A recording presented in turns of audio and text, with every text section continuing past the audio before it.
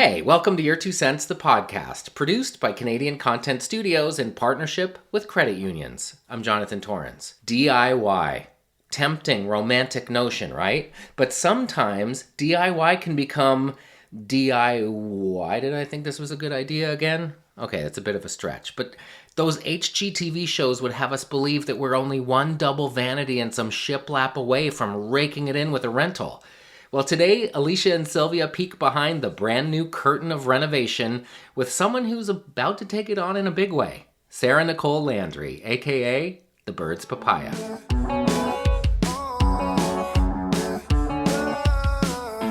Sylvia, you've just recently lived through the renovation of a whole entire home. And then Scott and I have decorated our whole last place top to bottom.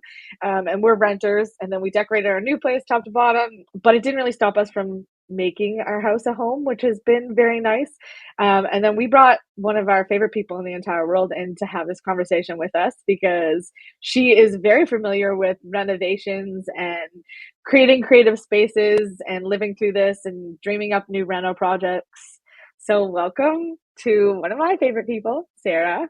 Hi. Thank you. Hi, Sarah. We're so happy to have you. You know what? This is also like such a fun conversation because for years I never had the budget to do a big renovation. So all of my like making my space my home was around a bottle of like spray paint and whatever I could find at the thrift store and making the most of it. And I look back on those years of my life and I'm like, it was like so scrappy and so fun. And I think to whatever level you're looking at, like it's so fun to make your space a home. And I also think it can be stressful and it shouldn't be. We have to like come back from that a little bit. But I think it's one thing I've really been leaning into the last few years is not making your home for the next homeowner, but making your home for you and really like challenging yourself to make those decisions for yourself, because I'm somebody who likes to take risks within my decor sometimes. And I mean, it was quite a scandal when we had not a real scandal, just like a scandal of my world on having pink cabinets in our bathroom. Like you wouldn't believe how many people were like, but what about the next owners? And what about your husband? Like, oh my God, like the color pink was out there murdering people on the streets. It's just... It was such a thing. But anyways, yeah, I'm excited to talk about this because I feel like I never get to talk about things like this. And it's a really interesting conversation. I think too, like what you're talking about, like starting with a can of spray paint and like doing little things to really make your space unique is where we started. And I think it's also now that we can afford some more things and added details, it's made us a little bit more aware of where we're spending our money and what we can do ourselves instead of having to always rely on others. So what is your advice for someone that's trying to overhaul their entire house or an entire room? I think it really comes down to, first of all, recognizing if you are somebody that has the time. Like when I could do the spray paint thing, I had the time to do it. I had the time to go and thrift and source and look for things and pull together a common theme with a can of spray paint. Like you would not believe, I remember I spray painted like my mailbox and it went from, it just made such a statement to me that my mailbox now was a turquoise and made all the difference in the world. And suddenly it felt more like my space than this like metal one that I had before that.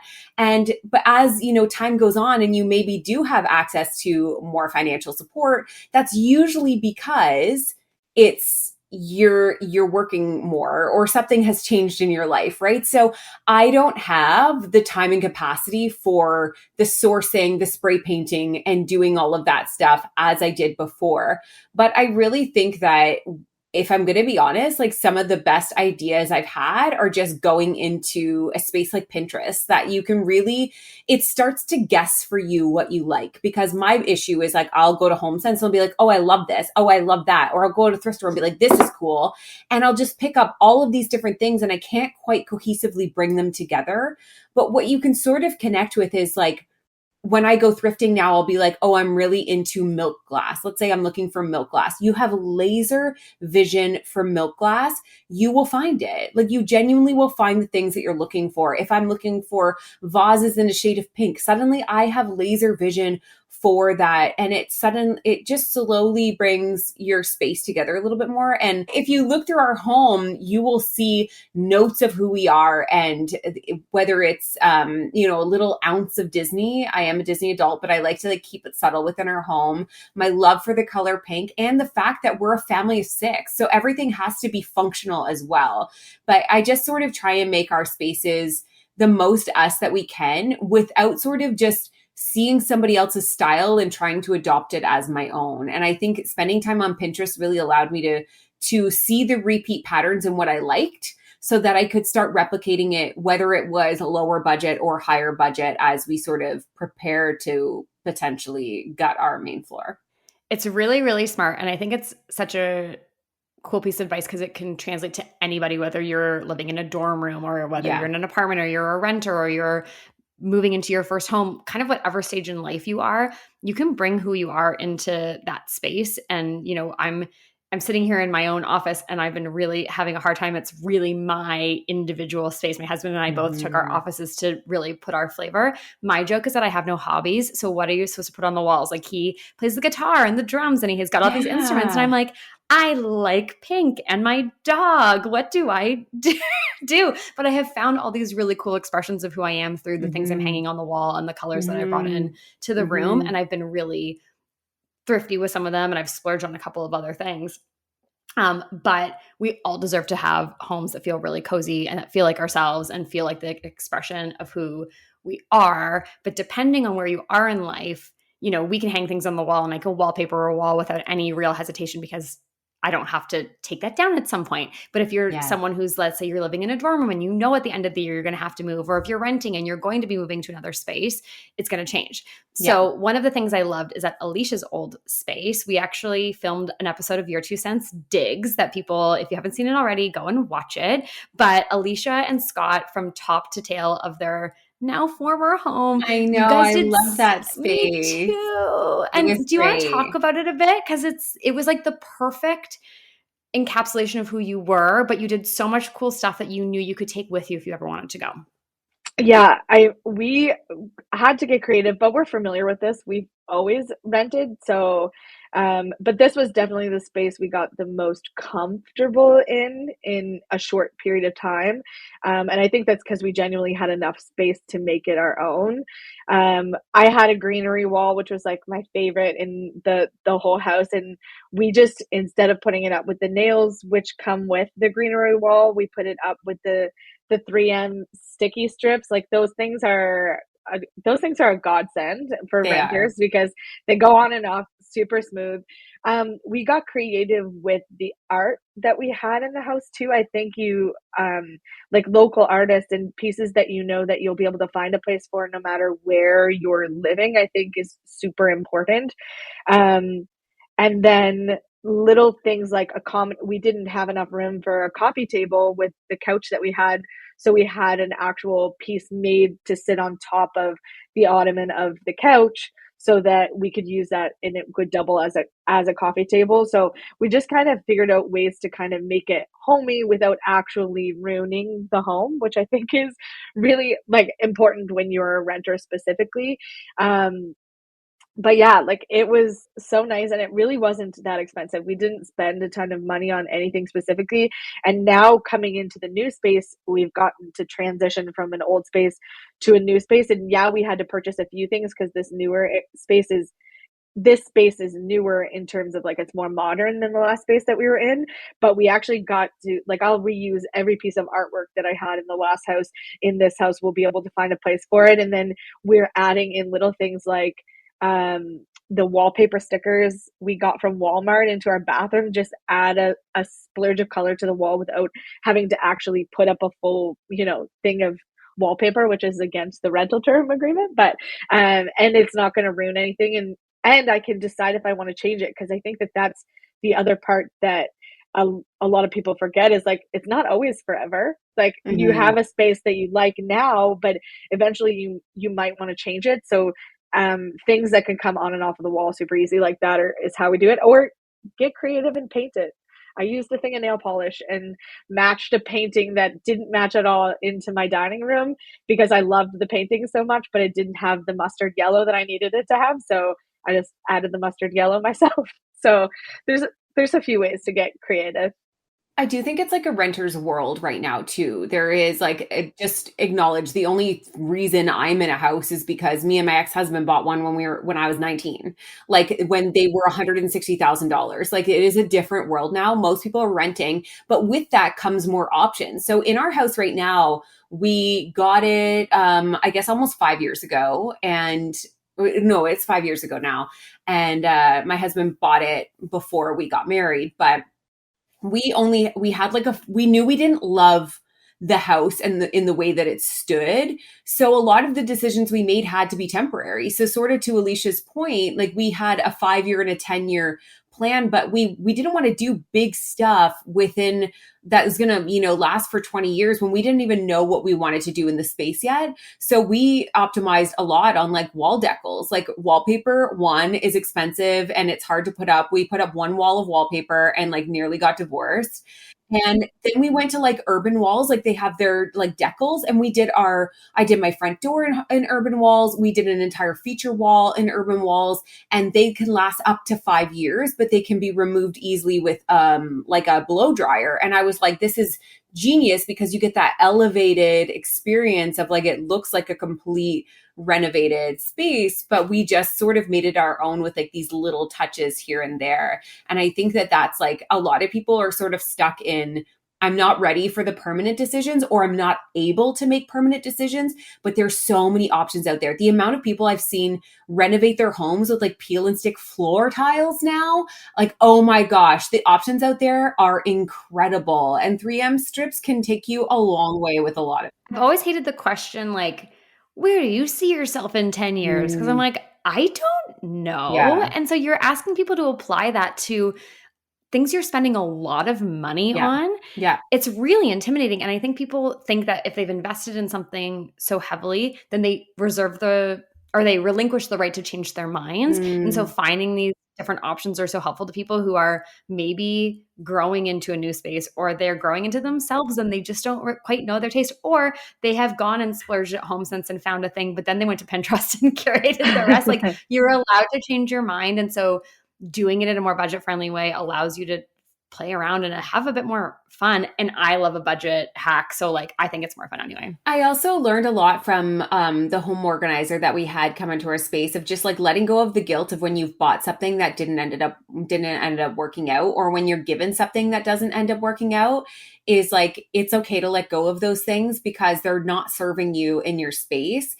It's better to let them go and unload that from your mind and from me, even if it means like dealing with that little bit of financial guilt of, but I spent this money on that, let's say, chair, and it's not working out. It's not as comfortable as I thought. It's not suiting the space, but I spent this money on it. So I guess I have to keep it. And we really have to like reframe our thinking a little bit with that. We can resell it on a Facebook marketplace. You can donate it. Almost everything I had for a good decade of my life was a secondhand piece. And it was a lot of just like trading into what would eventually be our style, which was just a mishmash of things that you sort of anchored with who you were. But I think that that intimidation of like, if I spend this money, I have to like it forever is really hard for people, because especially when you know how much a buck is, like, and what it's worth in your world, it's hard to spend the money sometimes, and it's hard to know what your future holds. And I think I've had to really rethink a lot of those things, especially in making decisions, because I'll get frozen in fear of making the wrong one that I actually won't move at all. Hey, want to know where I got this sweater? Okay, I know you can't see it, but trust me, it looks incredible on me.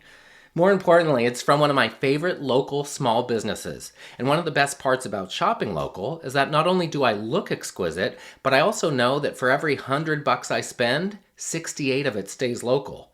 Credit unions also love to support local businesses because for every dollar spent at them, it creates 2 to 4 times more jobs and economic benefits than if I was to shop big box. So next time you're about to shop, think local, will ya? And if you're dreaming of becoming a business owner yourself, why not take those dreams right on into a credit union? They can turn them into reality. I've seen it happen. If you ever need any help selling anything on Facebook Marketplace, my husband is an actual Is pro. he like, He is oh my he's gosh. so good. He has so much patience. He has no patience for me. All the patience in the world for the Facebook Marketplace, I'll tell you right now.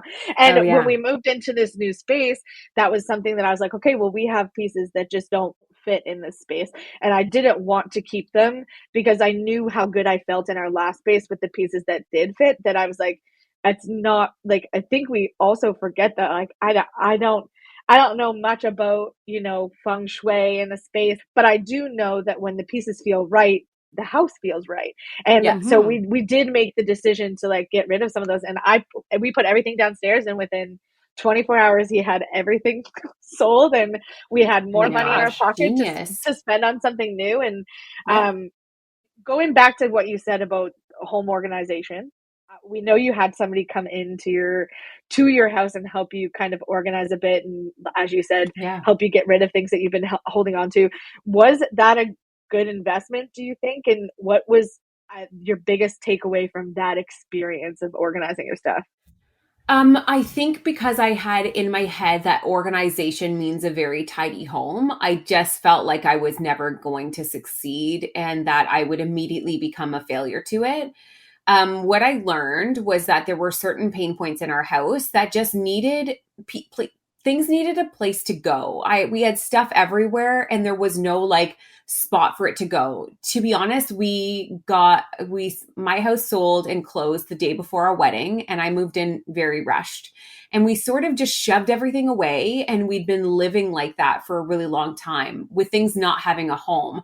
So I think reframing organization away from being tidy and more meaning that everything has a home, so that when you have the junk drawer, you can suddenly open it up and put everything away in its place, or the junk basket that there's a whole trend right now where people call it like the F it basket, where you just, at the end of the day, you throw all the stuff that's like cluttered around and then you sort it out afterwards.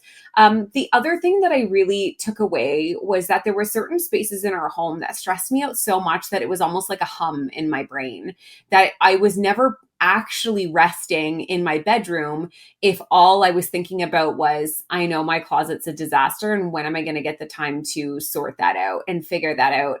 And there are days where my closet is still a disaster, but everything has a home now. So it's easier for me to reset those spaces. So I'm really grateful that I kind of got to pick the brain of somebody who does this professionally, and for her to say, my house is chaotic too. Organization does not equal tidiness and cleanliness. Like, these are things that you keep up on, right? And I think that released a lot of guilt for me. But it was a challenge because we actually did that in sort of collaboration for an article in Chatelaine, where she would come in and do this organization of our home. And I just, investment wise, I actually didn't pay on it. It was more of a time investment for us because we were like all hands on deck. It was really neat. What they ended up doing was coming in and sorting everything into 3 piles: keep, donate, and toss. And once you put things in those 3 categories, everything was so clear to see. It was so clear to see to me. And I'm like, you go in your front hall closet that just slowly gets more and more congested, but they did this method where everything comes out. So everything comes out of that space, and then you make your 3 piles and you put away, you donate immediately, or you toss. We didn't throw out very much at all. Almost everything was just donated or put back away.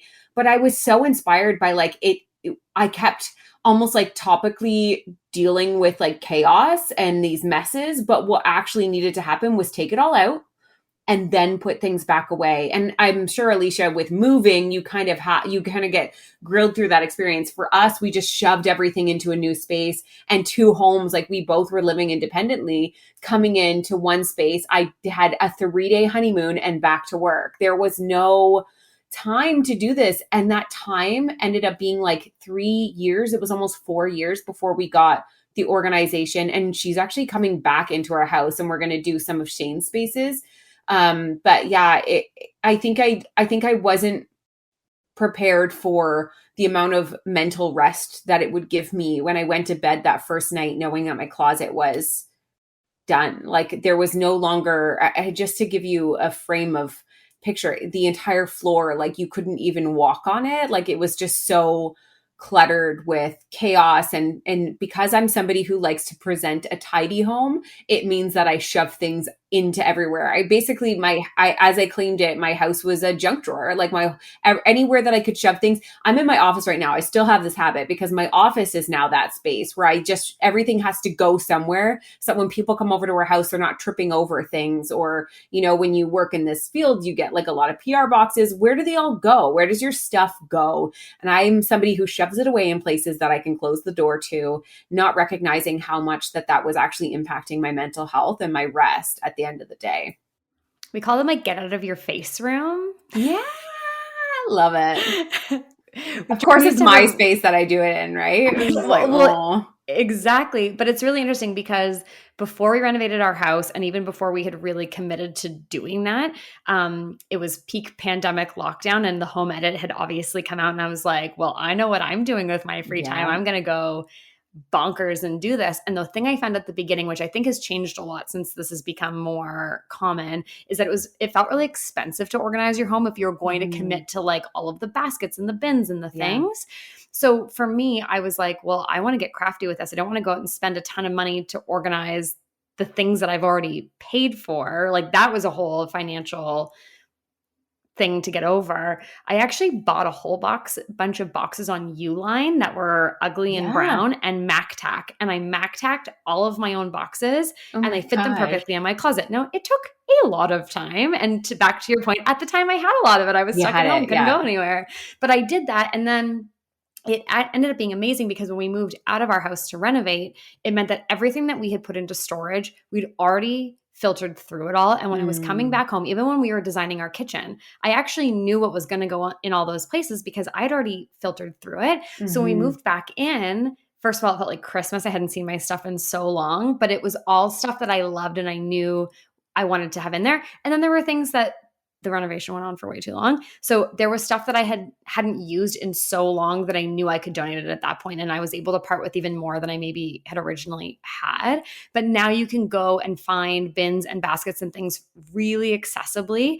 I love going to HomeSense and finding things. Like I actually bought a whole bunch of fridge organizers for my vanity. And so all of my makeup and all my stuff is in fridge organizers, but they're really inexpensive. And it was a great deal that way. And the peace of mind and the rest and the mental relief, I also didn't think I would have that. But, like my dog has his own basket of his jackets with a little label and I love it. And it makes me smile when I see my dog's basket of clothes. But there's something about it. It all has a home. Life gets messy. We call it the 10-second tidy. Remember the big comfy couch? Yep. Oh yeah. So we do our 10-second tidy. It's not really 10 seconds, but it's achievable because everything has a zone. Yeah. And I love it. It's the best. And I think that's exactly it. Like even when we were organizing, I remember they wanted to put our cereal into like those clear containers. And I was like, I'm going to tell you something about my kids. They're never going to use those.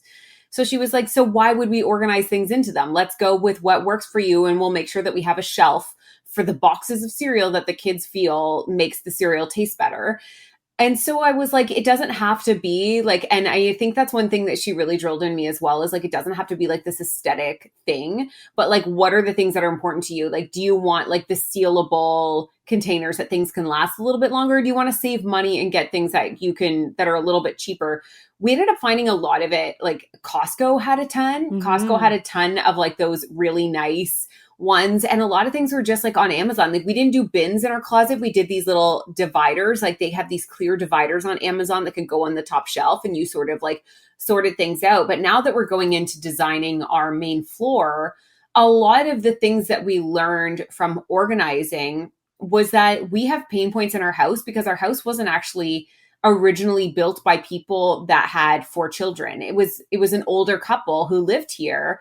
And so it's not our fault that these spaces are really hard to deal with. Our closet is like 2 feet wide and we have 6 people and 4 seasons of stuff in there. It's not, it's a pain point for a reason, right? So we have managed it as much as possible. When it comes to the redesign, we're looking at this through a lens of a family of 6. So how can we design this space to optimize on the time and the capacity that we have and the family that we're in. And so we're totally changing the entire layout of the main floor around our pain points, which I think is so amazing. It's not about, and it's going to be beautiful, don't get me wrong, but it's less about how gorgeous it's going to be or how much value it's going to add to the house, and more so, oh my gosh, we're going to save so much time, energy, and mental exhaustion by just these little tweaks of design that are going to really lend themselves to our life. You guys kind of already hit the nail on the head with me specifically for moving. Like, I get the luxury of reevaluating everything that I own every time I move to a space. Yeah. So I kind of already get to do that. I think for me, what I didn't know until 2 spaces ago was that you genuinely can outgrow a space. Like, I think we hear that and you think about it, but like, oh, I can always get a bin for that, or oh, I can always, but until we were genuinely outgrowing a space for the first time, I was like, it's worth the money spending on a larger space than I ever could have imagined. I just want to say one thing about that though, because I think one thing we have to recognize too is like things have changed a lot and the way that we do things changed a lot. Most families now have double income. So it's like most people working outside of the home, which means a lot of the stuff that used to be done by like one person at home, like isn't a reality anymore. We also like have more stuff than we ever have before. Storage units didn't even exist until the 1960s. So we're dealing with like a fairly new generation, like a few generations now of people dealing with things. Like, I do think that we have to evaluate what we have and what we're taking on and making sure that because it's hard. Like once you bring a storage unit into it, I would tuck things into there nonstop and never go back, right? But reality is we still already do this. My entire storage unit downstairs is just Christmas decorations because we love Christmas. We accumulate a lot of it, right? We like to go big on Christmas decor. And so, yeah, like our home and even our storage spaces are reflective of that. My whole front hallway, which typically would be for like all of our things like the bins and cleaning supplies and stuff, it's full of PR that's being like donated or things that are coming up for work. So our workspaces are now integrated. Anybody who worked through the pandemic knows that they suddenly had to create an office at home, a recording space at home. This space right here used to be my daughter's bedroom. She ended up moving into one of the basement spaces that we had formerly been renting out. So everything sort of like shifts as your family does, but like also we are in a different level of living than previous generations. So I think we need to sort of like also acknowledge that things are very different than they were for our parents, right? Who didn't really deal with the same amount of things, or like it just wasn't the same as it is now. And I think that it's interesting that we have these dual income families, but the pressure is still often on the woman to like keep the home and make everything run smoothly. And the more conversations we have about like that mental wear and tear, like I'm glad you said that Scott has it, because Shane has it, but for different areas of the house than I would. He could care less about the closet. He cares a lot about the garage, and it stresses him out when things get accumulated and disorganized. And so we all have those like spaces and things. And it's but yeah, I just thought that was interesting that like we didn't even have like storage units weren't even an industry until the 1960s, more like 1970s and 80s. Poor Scott. It does bother him so much. And in our last place, we couldn't see the kitchen from our living room. So if the kitchen had any dishes in it, we couldn't see it. So it couldn't bother him. But in our new space, we have to work harder on keeping the kitchen tidier. And because when we're sitting on the couch in the living room, he can see the kitchen and we'll be doing something and he'll be up and like at it to like finish it, to clean it. So I don't think there's enough onus put on to our spaces and value into how important how a space works for a family or a couple because genuinely they do impact our mental health. Like what we have in there, how we're able to make it our own, how we're able to kind of navigate it really does alter our like entire composition essentially. I love this. I feel like we could just talk for friggin' ever about our homes, but all season Sarah, we're going to be doing like a speed round to finish off with our guests. Okay. So we've got the same 4 questions for every single person who is on here. So we say speed round, but take your time, okay? I'm like, do you know me? I have never done anything speedy in my life. So, okay. So, Sarah, what is the best thing you've ever spent money on? Oh my God. That's a hard one. Honestly, if I'm going to be like really practical about it, a minivan. It is like my office on wheels, and it takes me it's amazing. I love it. I also feel really bad saying this because you can't even get minivans right now. They're so sold out.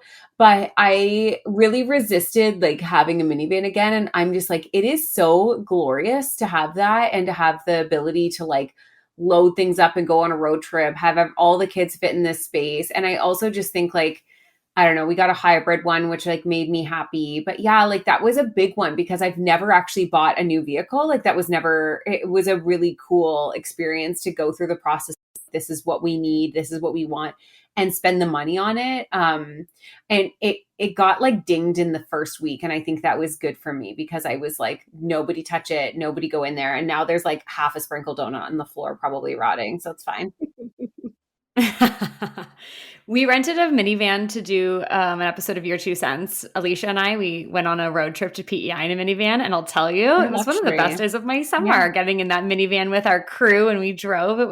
They're wonderful. They are wonderful. I've been in Sarah's minivan. I thoroughly enjoyed it. You fully approve? Yeah. What's the worst thing you've spent money on? A rug that wasn't washable, like that you could, because I had almost ruggables in my entire house. And I had this like, okay, I'm going to get like a big, beautiful rug. Rugs are really expensive and we can just like spot wash it, I'm sure.